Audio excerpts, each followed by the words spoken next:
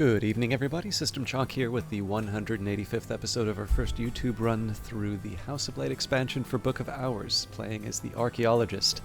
Now, if memory serves, we should be...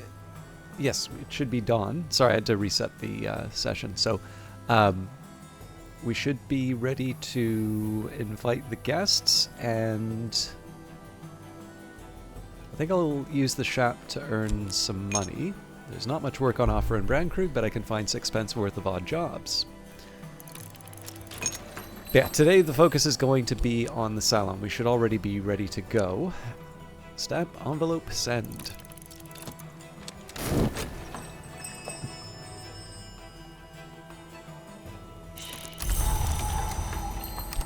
And I do have a slight temptation to, to do some other things during the day. But I think in this case we'll probably just wait out the salon.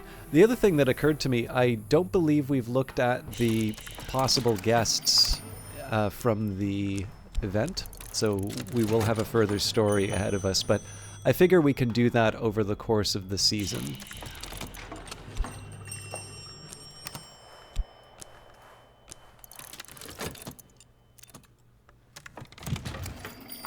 Carried a memory like a flambeau, safe through the mazes of night. So we may or may not do anything with the... Right, I was going to do something with the Curious Hunch, so I should probably get the shaft for that. I'm pretty sure...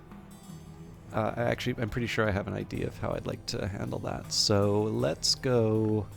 I need something with knock, which probably Thyrsa's phonograph is the only option there. So if I take Thyrsa's phonograph, I can get the shaft here. Our best knock is horns and ivories, I think. I don't think I've got a 10 yet.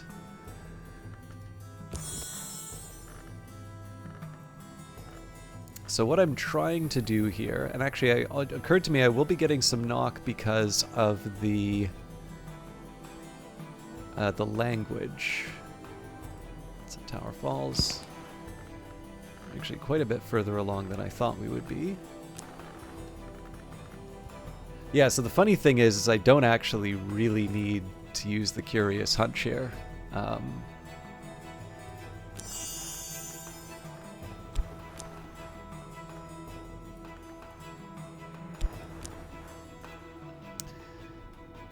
So maybe what I'll try and do, well, 16, so I only have room for one. I'll just try and lower the knock by a little bit. The liminal meter is particularly amusing here. Okay, knock, a gate flung wide. Now I do want to be a little careful in terms of how I toss out various elements of the soul, but the other thing I want to know is, can I get away with reading A Tower Rises at the same time? I think I'd have to give up a little too much to do that. In fact, giving up the preliminal meter is probably something that, I don't know, Sky Stories helps us here. Oh, well, actually, the question's already answered for me because I don't have the VAC. But for the sake of argument...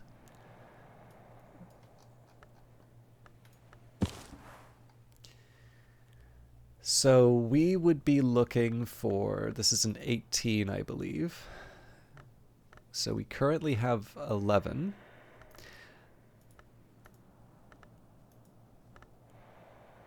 Okay.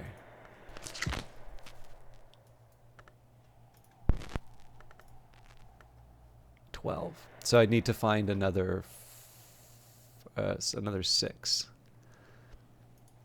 Which says to me probably a Horizon Sight and... I don't know, Horizon Sight and a Cold Scrap. Might be a way of doing it. But not something for me to worry about now. And in fact, if I go too crazy with it, I may find that I'm actually already at the very top with Pearl and Tide and don't have anything else to do with it. So we can try that out. I think we'll probably do that tomorrow. In-game.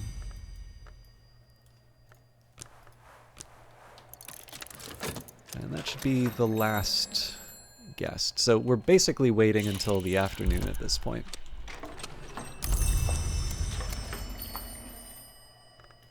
Now, as far as the salon goes, and again, I've sort of talked about how I shouldn't have any worries in terms of the elements of the soul.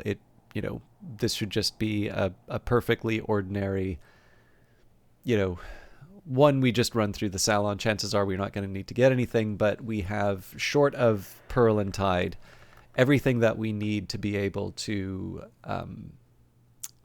every skill that we haven't committed yet is able to go into roughly where I wanted to put it. And I've explained this a couple of times, but basically over the course of the playthrough, either through being sort of not exactly forced, but having already made some decisions in terms of where these things go, I've got a few obvious choices in terms of where I want to put certain skills. As I made notes of them, other restrictions sort of became apparent, and so over time I basically just discovered, okay, yeah, this is where the skills need to go if I want to assign every single... Well, okay, there's two things. So one, if I want to assign them in every slot,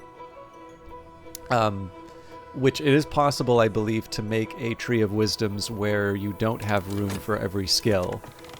But the other thing I wanted to try and do, where I could, I wanted to try and avoid situations like Sky Stories where I'll have a 9 rows but not a 10.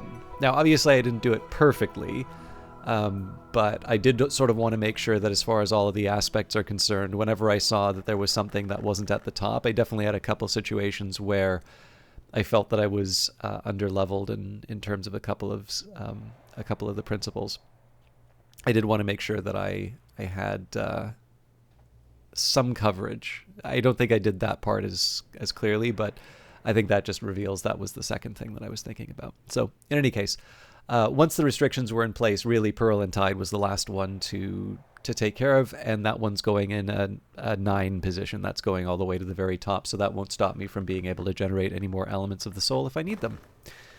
All right, we have got Mr. Fraser Strathcoyne, we have got Daymare, we've got Coquille, or Princess Coquille Amaragibi, we've got Lieutenant Arthur Moore, Arthur Thomas Moore, retired, and D.I. Douglas Moore. We will talk about who they are and what they're eating in just a little bit. They will be enjoying the Hall of Division. Ava de Wolf first furnished this as her Hall of Division, holding feasts where the guests were selected by unusual and exacting criteria. Later, Thirza Blake, 7th librarian, employed the speculist Pomander to add more mirrors. Lots more mirrors.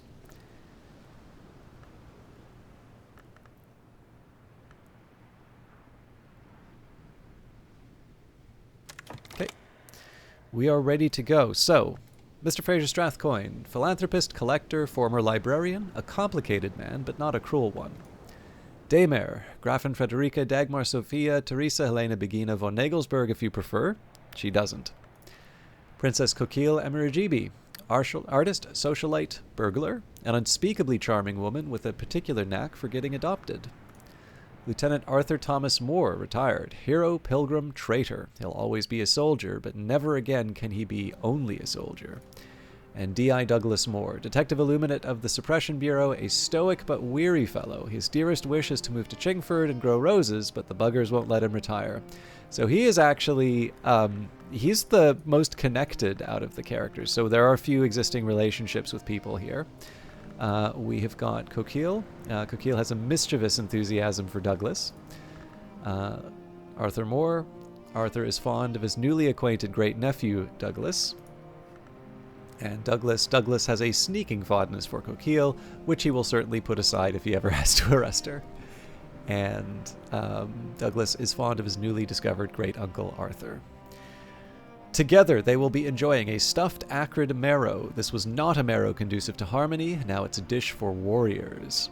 Roast beef. Our fathers of old were robust, stout, and strong, and kept open house with good cheer all day long, which made their plump tenants rejoice in this song. Oh, the roast beef of old England, and old English roast beef. Henry Fielding, The Grub Street Opera.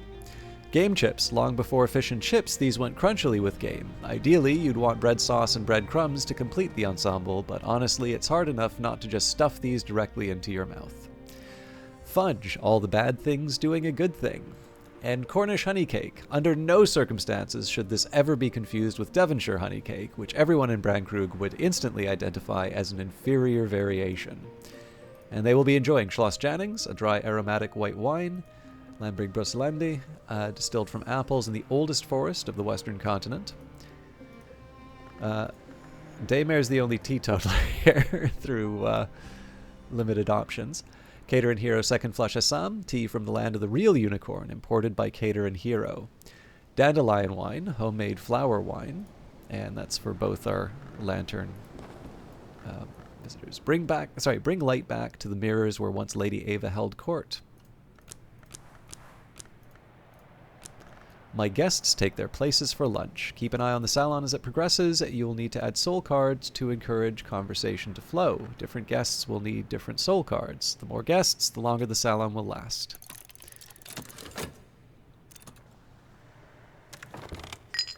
Better now.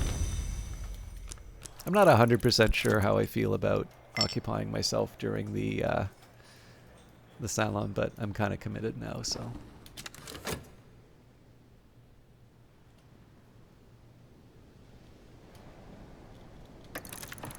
Lunch and supper last longer than less formal salons, allowing you an extra interaction between your guests, plus time remaining.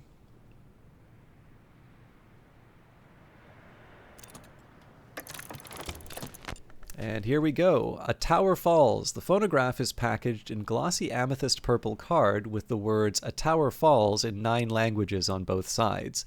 There is no other identifying information at all. A recording of uncertain origin, inexplicably compelling poetry recorded by a speaker in a rasping, rumbling, impossibly deep voice in a language called Vac, which probably isn't spoken by more than a few dozen living scholars. The poem speaks of a 4-winged war, a 4-mouthed king, a 4-rayed sun, a 4-cornered stone.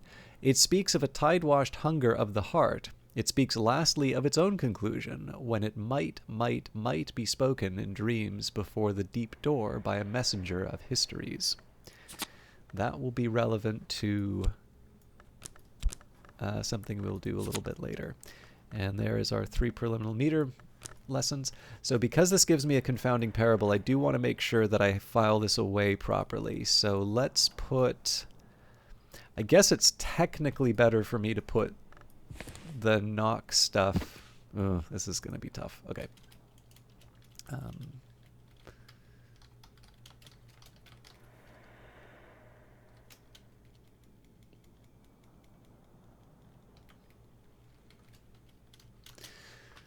This is temporary because I think probably having a shelf here would be rather helpful.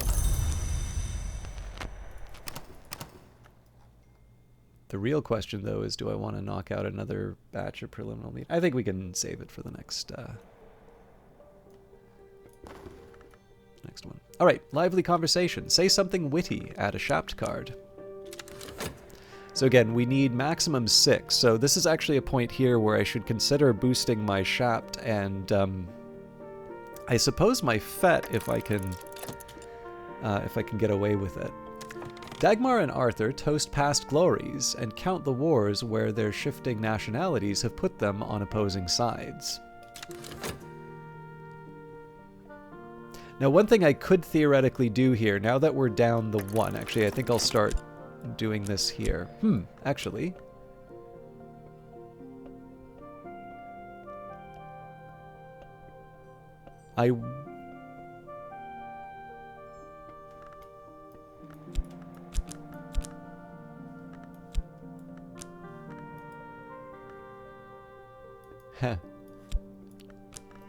Fun.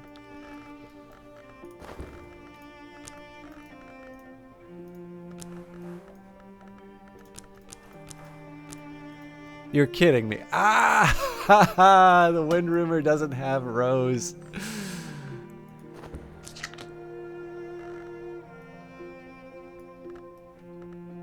You know what? We can still get away with this, though.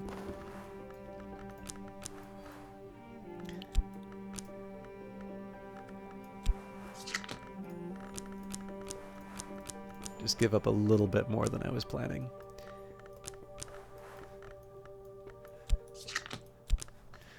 Right, at last I'm something of an authority in this. Improve this skill to level 6.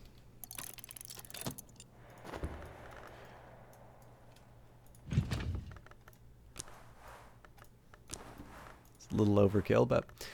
An old wound. Explore an old wound to awaken the violent resonances within. And while I'm at it, we can add someone to the... writing case. A sturdy brass-cornered writing case which has been of service to at least 3 librarians of the house. Note Connie's address for what you might call an occult correspondence.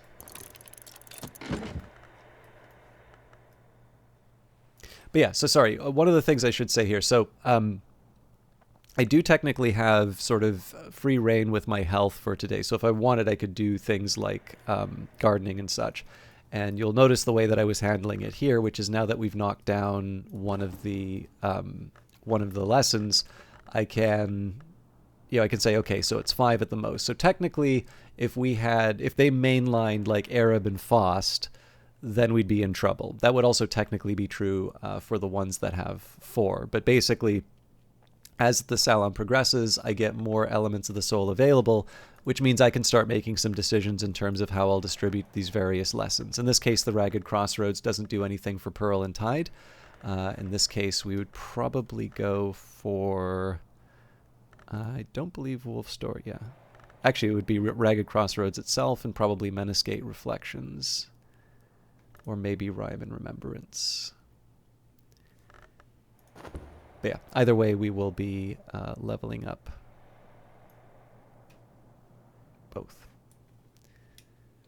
But what I can do here is I can use the surplus elements of the soul to generate the memories that I need over the course of the day. Instinct and emotion. Add a tryst card. So this is a good example about how I am freeing up the metal. I'm freeing up some fat and a shaft. But in this case here, the tryst is still potentially at risk.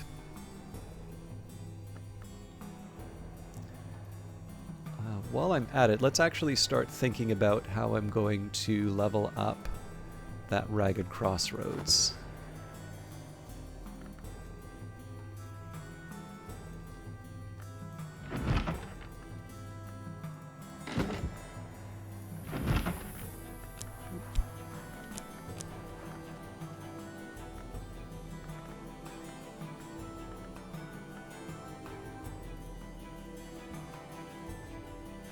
I can't remember if I've done observations on the Peacock Door recently. Well, okay, recently in general terms, but we don't have the vac, so I could... Oh no, we do.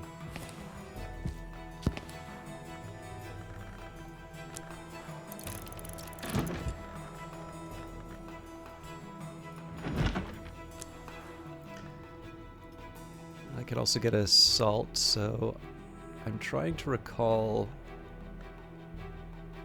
where I left off here. I think I'll just start at Crossing to Noon again.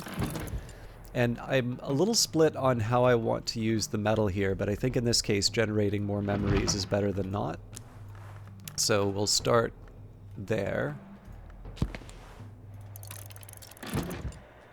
And again, we'll see where the rest of the day takes me, but in this case, we've got 3 of the 4 that I need to level up Ragged Crossroads.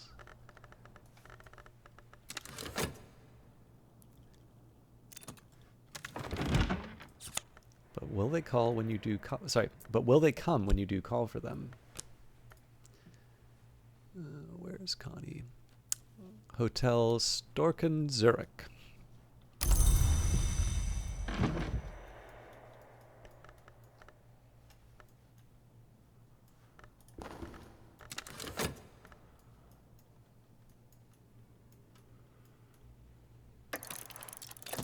Coquille and Arthur are discussing the perils of family, the crime of the sky, the tragedy of Matthias and the amethyst imago.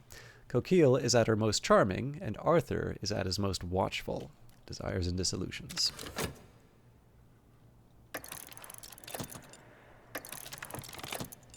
Instinct and Emotion. Add a Tryst card. So Tryst is the one that's potentially a problem now. It is summer. I am sitting on the bench outside the Sweet Bones, eating crumbly cheese and nettle wrappings and good black rye bread, soaking up the sun. So again, remembering here, we should be good for 3 memories now. So Whist, Shapt, Metal, Fet, and Core are in play. Now, we already had the 3. We were going to be leveling up Ragged Crossroads. So what I'm going to do here is I'm going to set aside this Whist for the Ragged Crossroads. I might want to hang on to a Fet too, but let's... I'm not quite ready to make that final decision yet. So let's take... I mean, I guess I don't really need to worry that much about duplication because I'm the only person who's going to be generating memories. So if it's Edge,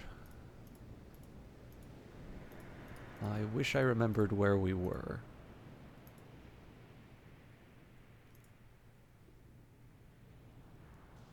I'm going to start with True History of Valentine de Wolf.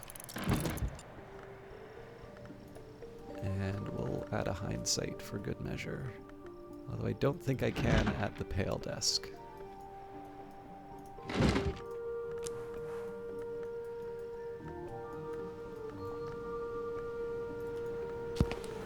I think I've kind of done all of these, but we'll start at Introduction to the Histories again.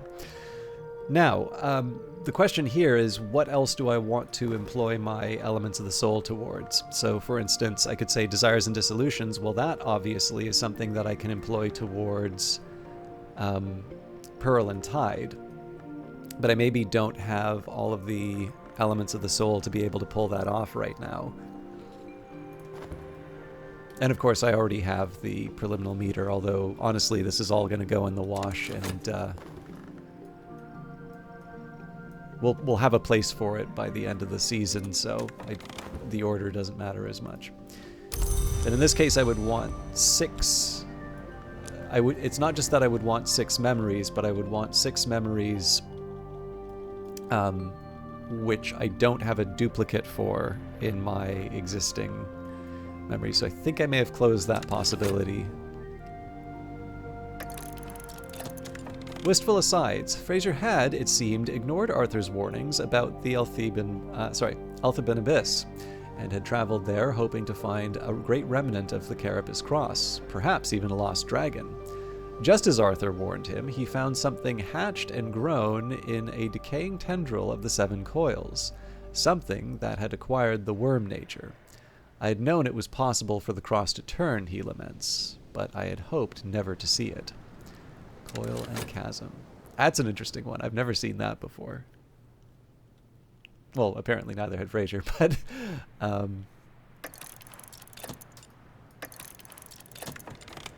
Alright, another tryst. Interesting.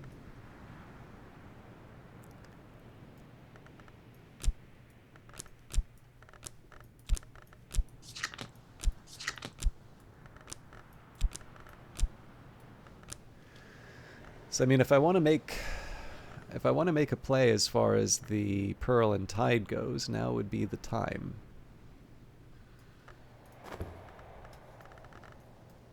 I'll grab whatever Moon and Rose I can, but I think one consequence of all of this is going to be that I'm going to have a little more overlap than I had intended. So Confounding Parables are not an option. Pattern doesn't help me. Regret doesn't help me. Already got the Contradiction. I guess we're on to... And I've used... Okay. Well, that's fine, because it was going to be the Queens of the Rivers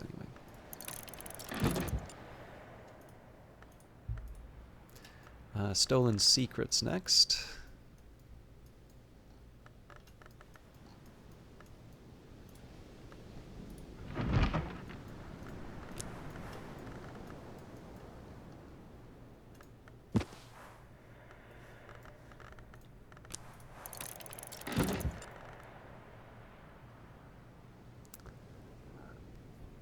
Excuse me.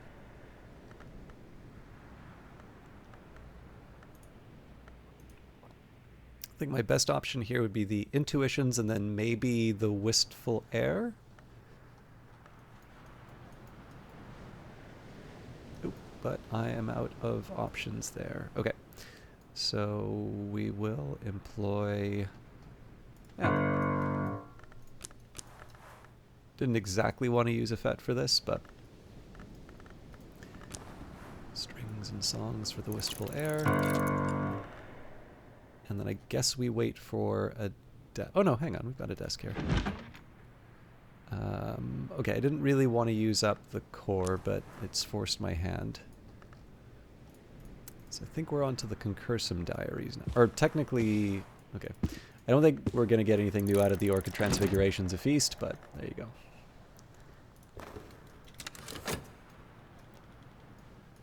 So yeah, I'm a little surprised at the amount of tryst that we've been asked to use.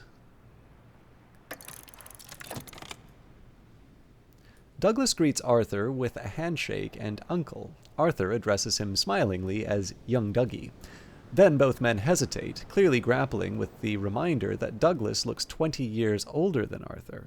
When he next speaks, Douglas' voice cracks just for a moment, and then they spend the rest of the evening talking very practically about edgelong. Disciplines of the Scar. Move gingerly while the pain lasts. So I guess a question I have for myself is, do I want to try... Yeah, you know what? Let's make a Wormwood Dream. Recall a forgotten crime of moon and winter. Although I do question whether or not there's any value in me hanging on to the Wind Rumor. Because I don't think I'm going to be using it. Yeah.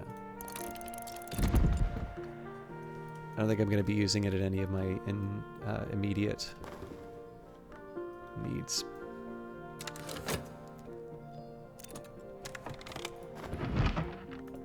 The Crossing to Noon. The mystic Garcia Sauri gives a picturesque account of the adventures of Franklin Bancroft, Prince of Wines, and Ava de Wolf, the Pale Lady, on their way to the hidden island of Noon. For a long time, the Blackbone pondered her next move, until the moon dared to peep from behind a cloud, and the prince completed the composition of his third sestina. But the lady met the blind gaze of its open pores, waiting for the tide. Garcia Sauri acknowledges in an epilogue that it is widely known that Ava in fact tragically drowned herself and her twin infant granddaughters without ever making such a journey. But he adds contemptuously, it is also widely known that the city unbuilt will so remain, that only one history is ever written, and that Janus is a Mansus prank.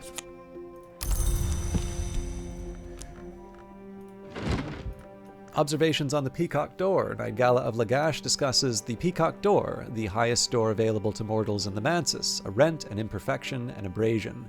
Notably, the book is written in Vac, which by some accounts is another aspect of the Peacock Door itself. Nightgala addresses this by apologizing courteously to the door and the language at the end of every section. The Peacock Door did not exist, Nightgala says, in the days when the gods from stone entered the Mansus. They used the fanged key to open the Savage Door, a door not usually available to mortals. Speech, as the initiates of Kion would have it, is a wound. I fear that through that wound the blood of the Mansus flows even now, and that one day speech will be an end to dream. I fear that, but I fear the alternative more. And Glimmerings, an anonymous prison diary written by a dreamer convicted of oniric irresponsibility and confined to the Cucurbit. The prisoner is plainly terrified and bewildered by their situation and has been unable to wrangle a coherent explanation out of anyone, but the dreams keep coming and they keep writing them down. Snow, broken mirrors, half-heard sky music, flowers of white, red, and black, a blood-streaked winter dawn, the most notorious signifiers of oniric risk, fantastically vivid in details. No wonder they were locked up. Their final recorded dream is of a worm jewel beneath Brankrug Isle, which they open with a key carved from their finger bone. I'm reluctantly putting this here just because I know our goals have changed for the memories that we have, but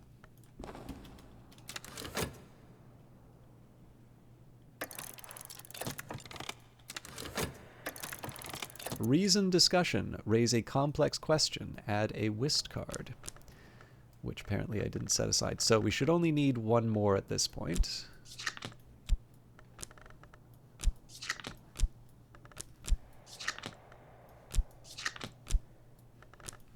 And this is where I really want to start deciding on how I'm going to be using my elements of the soul. So let's say we'll set aside a fet for use.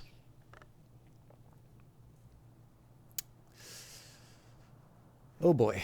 I'm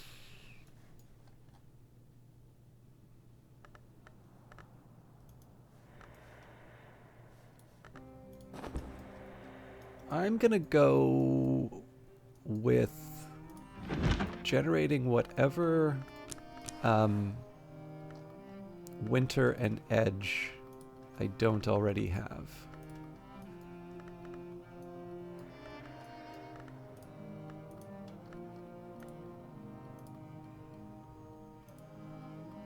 I think we're on to Lady Ava's Repose here.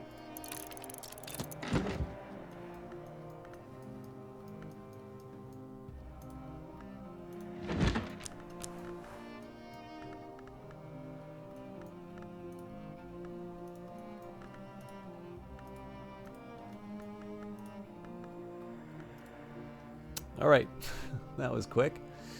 So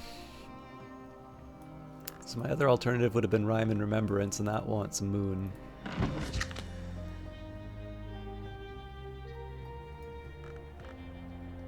So what I'll do here, I think it's time we get some eggs.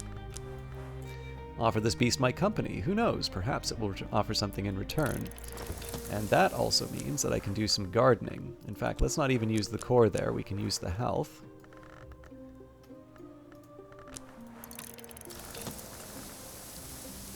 I'm going to go a little crazy on this one.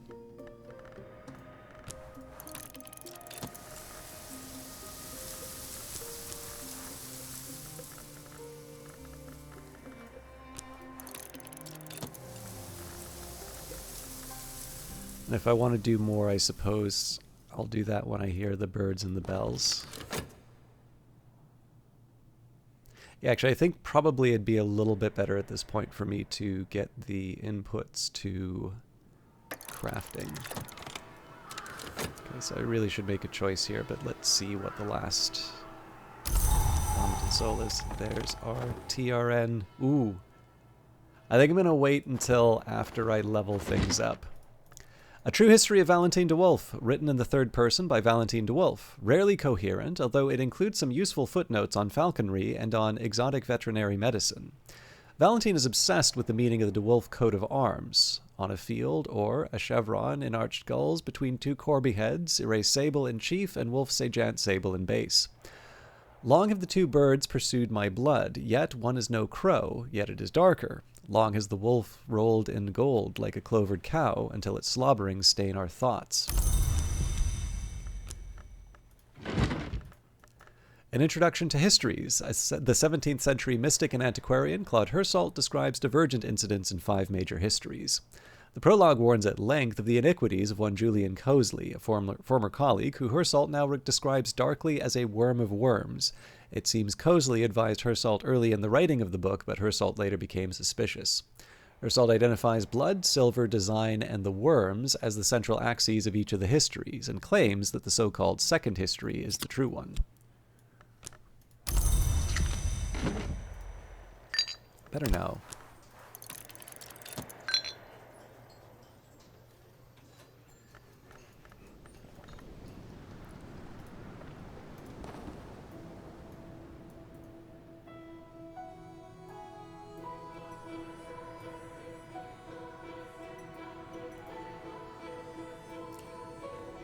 Huh.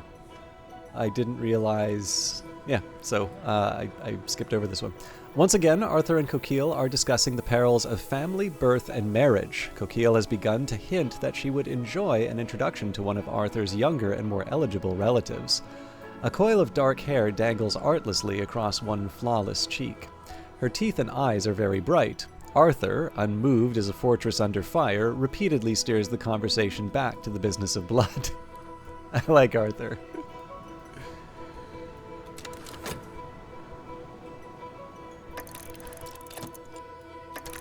Oh.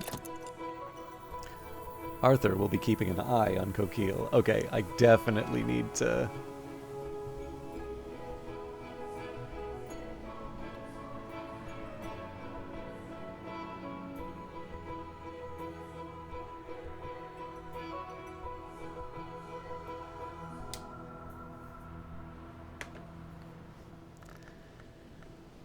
Inject a little gaiety. I actually, so this is one of the things I really like about Book of Hours and Cultist Simulator. It gives you just enough of the pieces to sort of tell your own story, right? So we have this somewhat awkward moment, right, between Arthur and Coquille. And so what do I do as the host immediately? Inject a little gaiety. So it's not that this game ever specifically designed this order of events to happen, but it's created enough, and it's kind of established this world and these relationships between these characters that there's enough little hooks to sort of pull on and just have a delightful little moment like that. So good job, Weather Factory. I hope you keep making more games.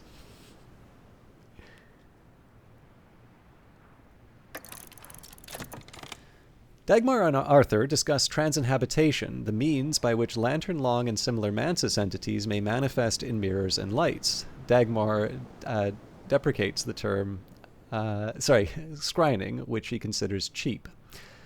Lesson, glass blowing, and vessel crafting. So at this point, I should be able to just use whatever. I think now would not be a bad time for me to visit the beehive.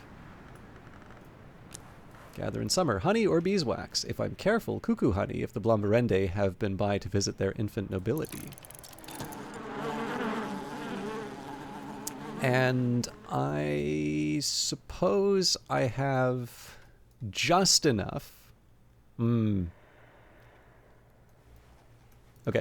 I'm willing to go for the gull colony.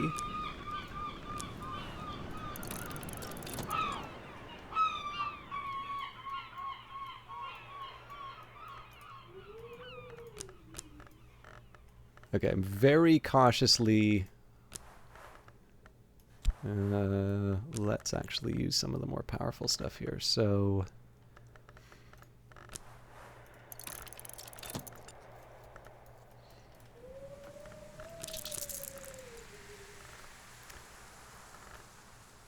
yeah. There are some things I don't know. I'm sort of okay using some of these and sort of not. I do want to make sure I have at least one Fet and one Trist. And I think anything else... So heading down here, for instance, I would need either the Scale or the Moon, so I've already cut myself off from that. I could also try and do more gardening. But again, I think at this point I'm willing to... I'm going to take the rewards from the Salon, and we'll see what I can level up. I'm not actually expecting a whole lot of skills. If I can move up Pearl and Tide, that would be best. The Queens of the Rivers, a surreal contemporary play by the enigmatic Monica Medina, in which the Queens of the Rivers are murdered one by one. The Queen of the Vistula is poisoned, the Queen of the Dnieper chokes on a fishhook, the Queen of the Tagus is burnt alive. The culprit, it transpires, is the audience. The surviving queens are directed to execute whatever audience members do not escape.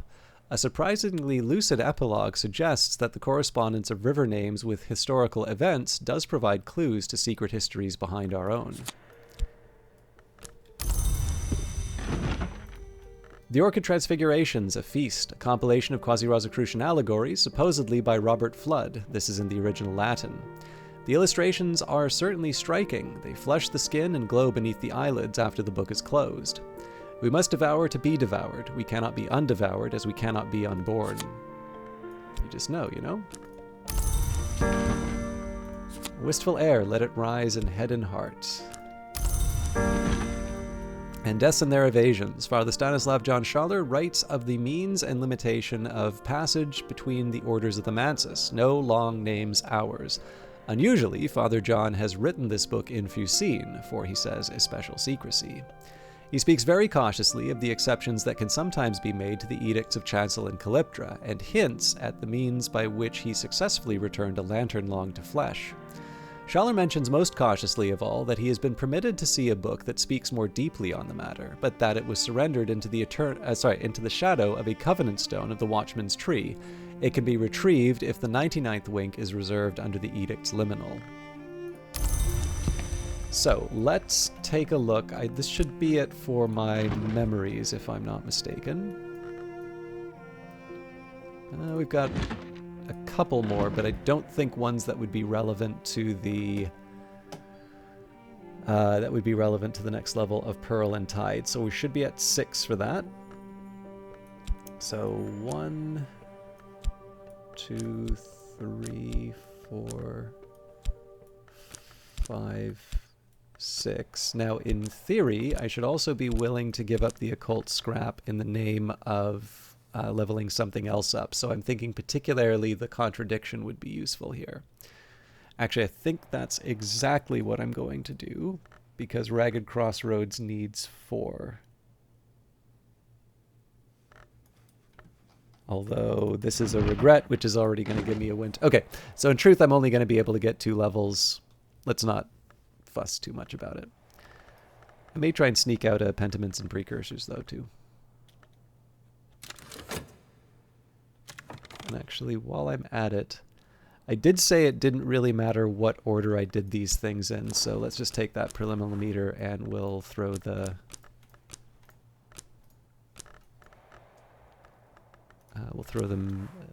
memories at it. When I thought I'd understood, I'd only begun. Improve the skill to level 7. So interestingly enough, if I took the Desires and Dissolutions and the preliminal meter, that would be enough for me to get it to level 9. Something for me to consider in the next session. My guests leave happy. You've gained an additional potent memory.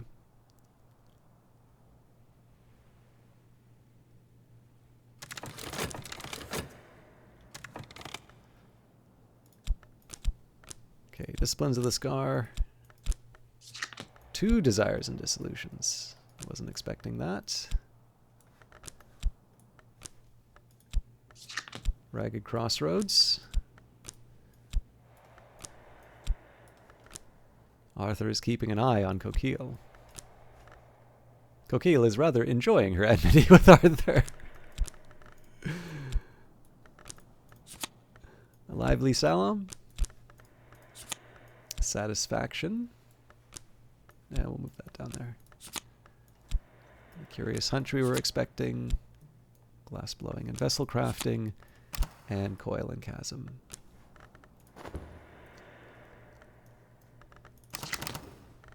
Now, I may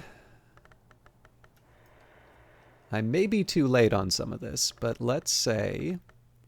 So we'll set aside the Whist, and I'm going to set aside an Arab here. But what I can do is I can take... so we've got a Satisfaction.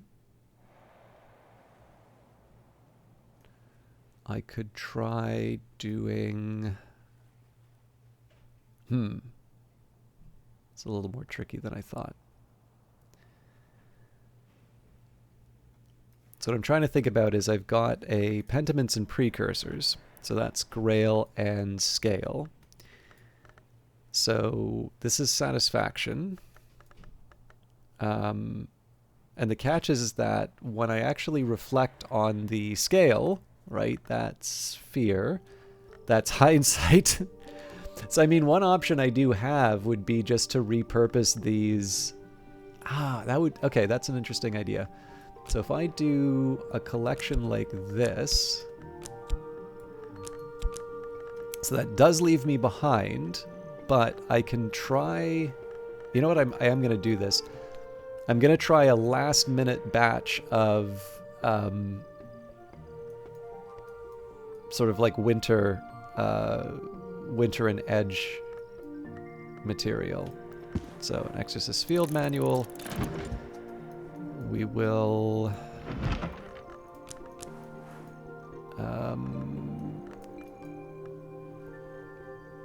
well, we're already working on that, so Edry After.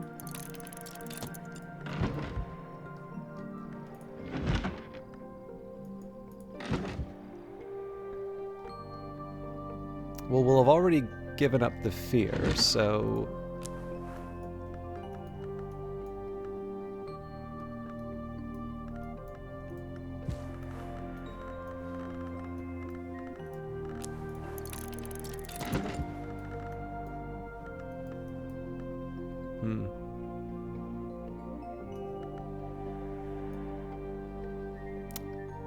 technically enough, but it would be nice if I had a contingency.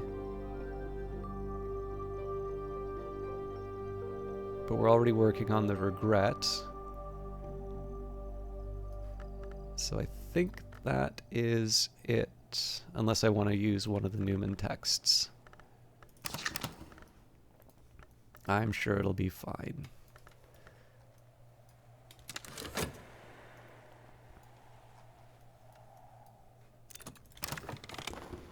And now it suggests a meal would be welcome. So I'm trying to decide if I want to talk to the Stimpfling next or one of the chickens next.